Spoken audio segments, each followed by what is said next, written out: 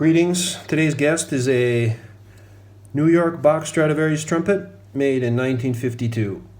It's a medium-large bore, and it has a 37 bell, which is actually marked, which is not the norm for this era of production, but we do see the 37 right there.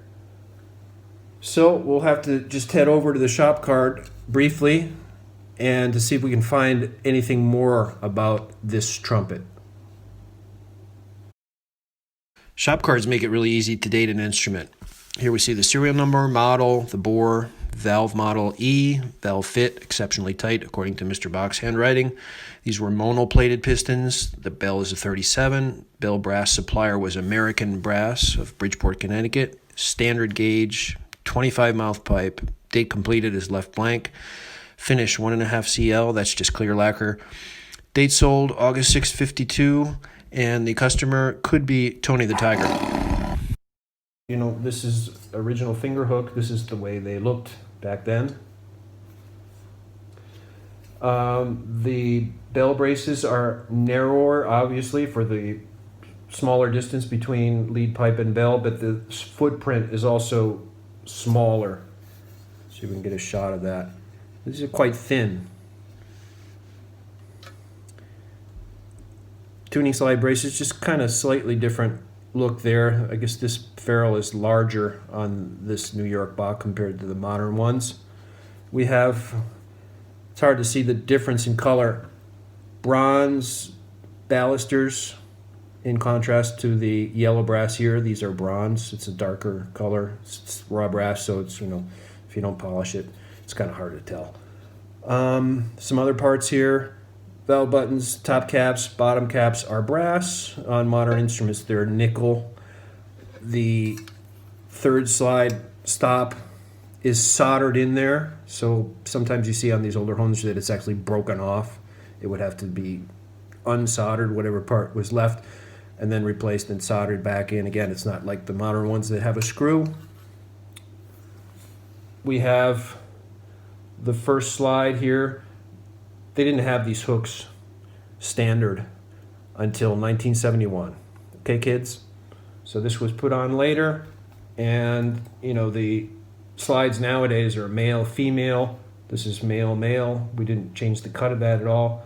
Just put a hook in that's soldered onto this part of the slide, and it works just fine. Why is this a cautionary tale for me? Well, basically, I bought this trumpet online from a reputable brass technician who also sells used instruments. I wrongly assumed that as the seller was a brass technician, that the instrument would be in perfect working order. There are things that we need to ask when we're buying an expensive trumpet over the internet or in person, things that we need to ask and test to make sure everything's okay, especially if we're talking about an older vintage instrument, any kind of used instrument of any age, really. First of all, the Mouthpiece Receiver. These do wear out, and sometimes they need to be replaced. This is a longer Mouthpiece Receiver than the ones currently used on the Bach horns. There you have the measurement. A repair technician with some skill might be able to save a slightly worn receiver by unsoldering it and just moving it a couple of millimeters toward, let's say, the player. And that will open up the gap a little bit and save you from actually having to buy a receiver and replace it.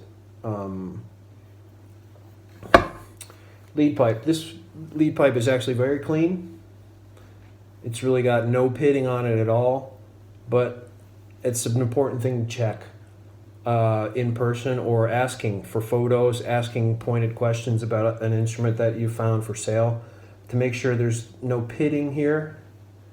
This would be a result of the acid of the saliva not being cleaned out often enough from the lead pipe and sitting in there and eating away at the brass. And another thing would be red rot, which is even worse. Okay, Bach trumpets of this era, the lead pipe is slightly shorter. It's not so easy to get a new lead pipe as it would be for an instrument made in the last 40, 50 years by Bach. So you need to be careful about that. Valve fit. These pistons have been rebuilt by Anderson Plating. You can see that for all intents and purposes is a new piston, okay? But it is the original piston. So what they do is hone and straighten the valve casing, overplate the piston with nickel, and then lap it in by hand. So you can see even the action rod is in great shape with its serial number. We also have the serial number on the stem, the top cap, as is per usual with instruments of this age. Okay. And the thing about Anderson is that they were one of the very, very few places that did this kind of complete piston refit. And now they don't do it anymore because the person who did that task retired. So you'd think that a company with an investment in machinery and equipment to refinish and rebuild pistons would have maybe planned a little bit ahead and trained somebody to take over. But apparently that is not the case, and at present they do not do this same kind of complete piston refit as they have done in the past, and they used to do a great job.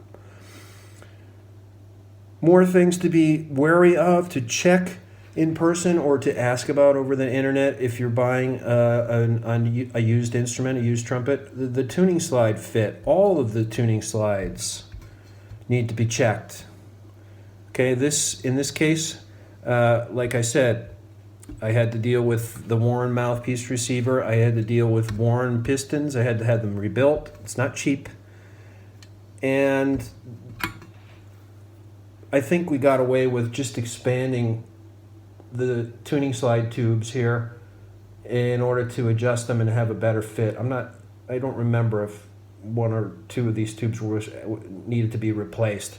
But again, if that were the case, we're talking more money on top of an already pretty high investment that we've made to get this vintage instrument, okay?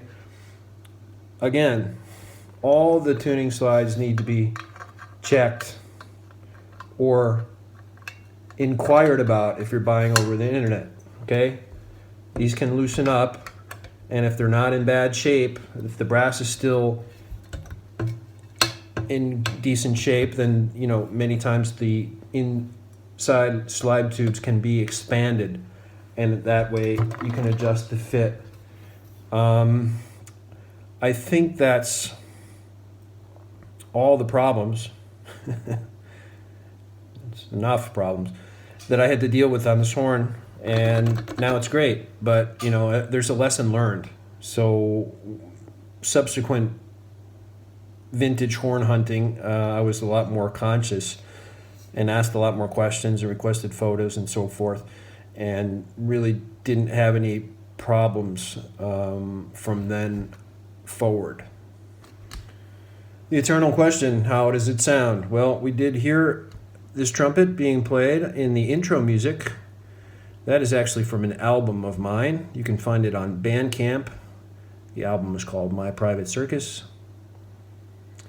And now we'll head down to the studio to have another listen.